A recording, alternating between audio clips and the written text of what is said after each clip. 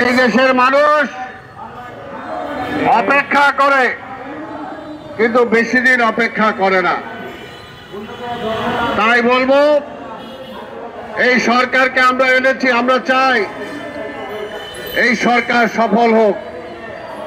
তার সফলতা একটাই, একটা গ্রহণযোগ্য নির্বাচনের মধ্য দিয়ে একটি নির্বাচিত সরকারের কাছে ক্ষমতা অর্পণ করা। এটাই আপনার একমাত্র কাজ, এটাই আপনার সফলতা। এটা যদি না পারেন তাহলে কোনোটাই প্লাস পয়েন্ট পাওয়ার সুযোগ নাই। ইতিমধ্যে অনেক মাইনাস পয়েন্ট আপনার থলিতে জমা হয়েছে, আজকে আমার স্বাধীনতা সার্বভৌমত্ব নিয়ে প্রশ্ন আসছে। আজকে পার্বত্য চট্টগ্রামে বর্তমান সরকারের উপদেষ্টা তিনি নিজে স্বীকার করেছেন যে প্রতিবেশী রাষ্ট্র পরাজিত ফ্যাসিবাদ ষড়যন্ত্র করে পাহাড়ে অস্থির অবস্থার সৃষ্টি করছে। ভাই, এটা এত পরে বুঝলেন? আমরা তো আগেই বলছি যে ফ্যাসিবাদের দোসররা সমাজের সব জায়গায় ঘাপটি মেরে বসে আছে।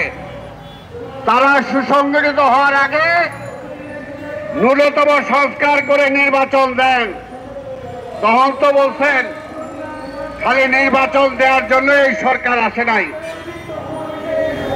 তাহলে কিসের জন্য আসছেন? আজকে স্বাধীনতা হুমকির সম্মুখীন হবে আর আপনি খালি বিবৃতি দেবেন সেটার জন্য? অনেকদিন ধরে বাংলাদেশে পুশিং হচ্ছে, ভারতীয় নাগরিকদেরকে পুশিং করে আমাদের দেশে পাঠাচ্ছে, কোনো প্রতিবাদ নাই। রোহিঙ্গা নতুন করে বাংলাদেশে পাঠানো হচ্ছে।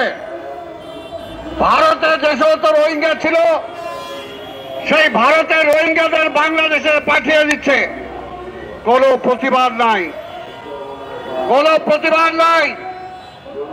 আজকে আমাদের স্বাধীনতা সার্বভৌমত্বের বিরুদ্ধে পরিষ্কারভাবে হুমকি দিচ্ছে আমাদের পার্বত্য চট্টগ্রামকে নিয়ে দীর্ঘদিন ধরে যে ষড়যন্ত্র, এই ষড়যন্ত্রের বিরুদ্ধে আবার আমরা নতুন করে দেখতে পাচ্ছি।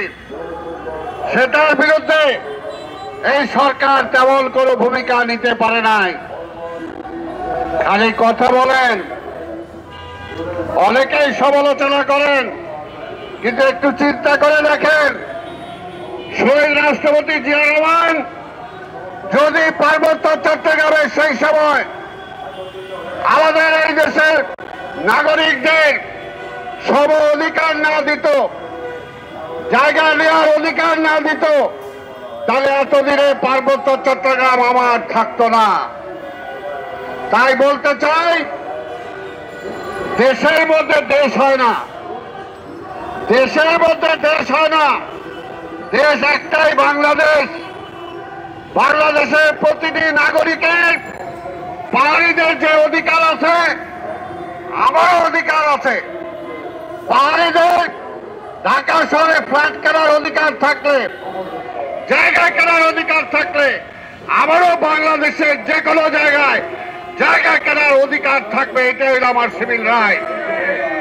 তাই যারা নিজেরা এই শেখ হাসিনা প্রতিটি জায়গায় আমার দেশকে ধ্বংসের দ্বার প্রান্তে নিয়ে দাঁড় করিয়েছে, আজকে এই পাহাড়িদের যে অবস্থা, পাহাড়ের যে অবস্থা, এই অবস্থার জন্য আজকে শেখ হাসিনা দায়ী। তাই ভাইয়ের আমার, এখন একটি দরকার, সেই কারণে আমরা বলেছি নির্বাচনের কথা আমরা এমনি বলি নাই। নির্বাচনে একটা নির্বাচিত সরকার থাকলে তাহলে যতটুকু জোর করে এই আধিপত্যবাদের বিরুদ্ধে কথা বলতে পারবে, পুশিনের বিরুদ্ধে কথা বলতে পারবে, আবার পানির জন্য কথা বলতে পারবে, রোহিঙ্গাদের ব্যাপারে কথা বলতে পারবে, এবং যারা আমার স্বাধীনতা সার্বভৌমত্বের উপরে হুমকি দেয় তাদের বিরুদ্ধে কথা বলতে পারবে, সেই সরকার দরকার।